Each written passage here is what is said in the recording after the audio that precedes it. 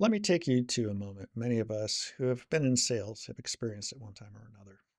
It's the end of the quarter. The sales VP gets on the all hands call and asks, "All right, team, I need the bad news. What deals are at risk?" And crickets. That silence? That's the sound of a vacuum where psychological safety should be. It's the precise moment that separates the teams who pull off a miracle comeback from those who quietly flame out under pressure.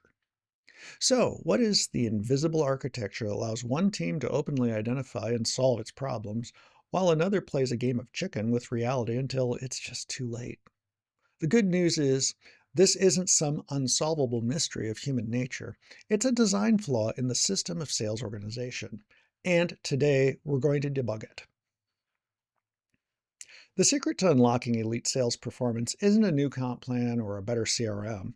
It's designing for psychological safety. This video is for every leader who has looked at a talented team that's somehow underperforming and wondered, why aren't we clicking? You've got the right people, but the results are maddeningly inconsistent. Today, I'm peeling back the layers on the invisible operating system that allows one team to absorb bad news and actually get stronger, while another crumbles. We'll tackle the big question. How do you measure something that feels as soft as safety and connect it to hard results? And critically, we'll see how this concept is the key that finally unlocks the potential promised in Lencioni's famous pyramid of team dysfunctions. This isn't a pep talk. This is an engineering problem. For over 2 decades, I've seen how redesigning a team's environment can transform it from a state of quiet fear to one of radical candor and explosive growth.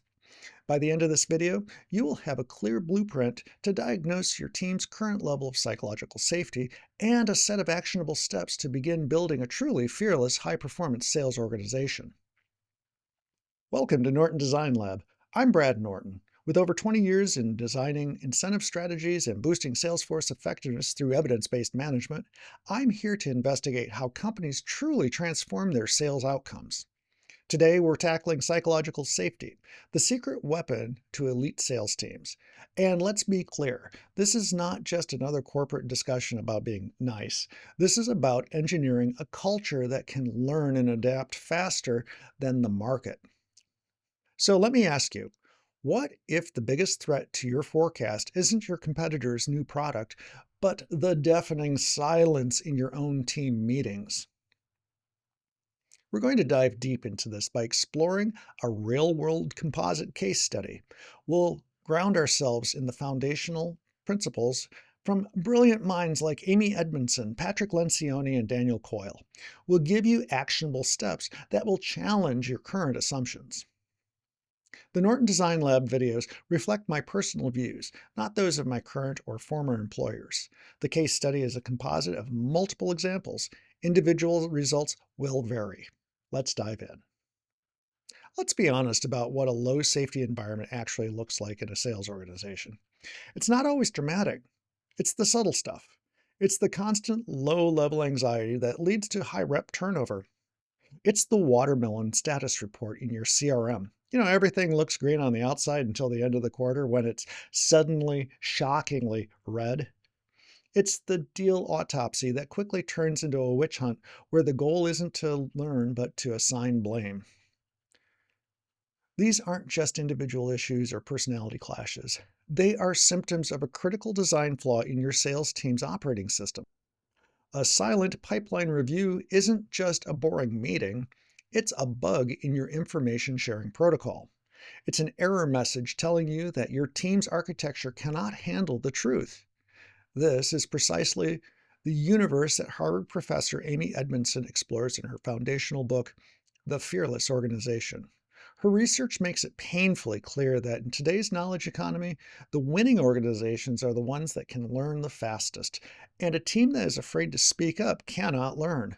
This fear directly impacts your lagging indicators, like missed forecasts, but more insidiously, it cripples your leading indicators, your ability to adapt for real-time market feedback.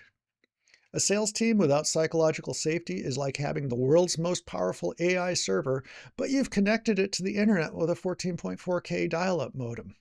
The processing power is there, but the data transfer is so slow and error-prone that you can't possibly win. So, how does this culture of fear manifest in a high-stakes, high-pressure environment where everything is on the line? I'll take us through a composite case study of a rapid-scaling biotech startup. I'll call it Genotherapeutics. This was a brilliant company. After years of research and clinical trials, they had just secured FDA approval for a groundbreaking new drug, a true game changer in its therapeutic area. To capitalize on this, they did what any smart company would do. They hired a brand new top tier sales force of over 50 highly specialized reps to get it to market. The launch plan was perfect on paper. The forecasts were aggressive, but a few weeks in, something felt off. The initial reports from the field were all vaguely positive, yet the adoption numbers were flat. Now, here's what was really happening. The new reps were encountering a specific unexpected objection from physicians that wasn't in their training. But because they were all new and wanted to prove themselves, no one wanted to be the first to raise their hand and admit they were struggling. They feared looking incompetent. This created a dangerous information vacuum. Leadership was operating under the assumption that the plan was working, while the frontline reps were silently failing. Without that critical, unfiltered field intelligence, the company couldn't adapt its messaging or its strategy. The entire multi-million dollar launch, and frankly, the future of the company was at risk, not because the product was bad, but because the culture made it impossible to talk about the truth. To fix Genotherapeutics' cultural bug, we first need to understand the foundational architecture of any high-performing team. The best blueprint for that comes from Patrick Lencioni's classic, The Five Dysfunctions of a Team. Lencioni famously illustrates this as a pyramid, and the bedrock, the absolute foundation upon which everything else is built, is trust. Without it, a team can't function effectively. Think of Lencioni's pyramid like a character skill tree in a video game. The very first tier 1 skill you have to unlock is trust. Without investing your points there, you literally cannot access the higher level abilities in the tree, like, engage in healthy conflict or commit to decisions. Your team's entire build fails because you skipped the most fundamental stat. Lencioni gives us the what, but we need the how. How do you actually build that trust? Well, that brings us to a core concept from Harvard's Amy Edmondson. In her seminal work, The Fearless Organization, she gives us the engineering spec for trust, psychological safety. She defines it as a climate where people are comfortable expressing themselves and being themselves. In a sales context, that means it's safe to say, I think our pricing's wrong. It's safe to admit, I lost that deal, and I need help understanding why. It's the opposite of that soul-crushing silence we talked about. To really dive deep on this, I recommend ordering a copy of The Fearless Organization. I've dropped a link in the description for you. And just a heads up, as an Amazon associate, I may earn from qualifying purchases if you use that link, which actually helps this channel at no cost to you. So, if Lencioni built the blueprint and Edmondson defined the material, Daniel Coyle, in his book The Culture Code, gives us the actual assembly instructions. Coyle discovered that highly successful groups consistently build their culture on 3 key pillars. First, build safety, creating connection and belonging. Second, share vulnerability, where team members admit weakness to build cooperation. And third, establish purpose, developing a shared narrative that links your work to a larger goal. These are the repeatable mechanics for creating a fearless, high-performance culture. So, armed with these frameworks, the leadership team at Genotherapeutics knew they couldn't just send out a memo titled Mandatory Honesty Initiative, effective immediately, because of course that always works. They had to design an experience that made honesty safe and productive. They decided to run an experiment, focusing on their most underperforming region, a blameless post-mortem. First, they executed on Coyle's pillar, build safety. The VP of sales kicked off their meeting, and their opening line was critical. It wasn't, okay, what went wrong here? It was, we have a complex problem to solve, and I am confident the talent to solve it is in this room. Our only goal today is to understand the reality on the ground so we can adapt. There's no blame, only learning. By setting these ground rules and framing the work as a learning problem, not a performance problem, they created a temporary sanctuary where the normal rules of corporate self-preservation didn't apply. Next, they moved to shared vulnerability. This was the hard part. The facilitator asked a simple question. From your perspective, what happened? Now, you might think this process is straightforward, but as with any profound shift, there were unexpected complexities. The first few minutes were brutally awkward. It was like trying to get a raid team to talk strategy after a total party wipeout. No one wants to admit they pulled the boss too early. But then a senior manager took a risk. He said, I'll start. Anonymized, of course, but he said, I was terrified to admit that the primary objection we practiced for isn't the one we're actually hearing from physicians. I felt like I failed to prepare my team. That single act of vulnerability broke the dam. Suddenly another rep chimed in, then another. They weren't just sharing opinions, they were uploading raw, unfiltered data from the field about reimbursement questions, competitor tactics, and confusing marketing materials. This led to the third step, generating insights. With all the real data on the table, the patterns became obvious. The problem wasn't the reps or the product, it was the messaging and the lack of specific support tools. So they moved to the final step, creating an action plan. But instead of a top-down directive, they co-created the solution. The reps themselves brainstormed new talking points. This reconnected them to the mission-fulfilling Coyle's third pillar, establish purpose. They weren't just cogs in a machine executing a flawed plan. They were now active designers of the new strategy. That single 90-minute meeting began to fundamentally rewrite the team's operating system. It sent a powerful signal that the truth was not only welcome, but was in fact the most valuable resource they had. They had run a successful cultural experiment, and now they had a template to scale. So what was the measurable outcome of this shift from fear to feedback for genotherapeutics? The results were profound, and they started showing up in the data almost immediately. Remember that dangerous information vacuum that was jeopardizing the entire launch? It started to close. First, the quantitative results.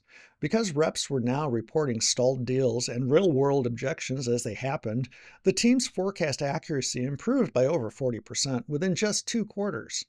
That's not an incremental gain, that's a phase shift. More importantly, this rapid, honest feedback loop allowed the marketing and medical affairs teams to develop new collateral that directly addressed key physician concerns. This contributed to a 20% increase in trial initiations over the following 6 months, effectively saving the launch. But the numbers only tell half the story. The qualitative shift was just as significant. Team meetings went from being silent status reports to lively strategic debates. The team's group chat, which had been a ghost town, lit up with reps proactively sharing competitor intelligence and successful new talking points. This wasn't just a team anymore. It was becoming a collective intelligence. This crucial shift didn't just save a single product launch. It installed a new, more adaptive operating system for the entire commercial organization. They became more resilient and intelligent. And this is the critical takeaway. The transformation didn't come from changing the people. They were already talented.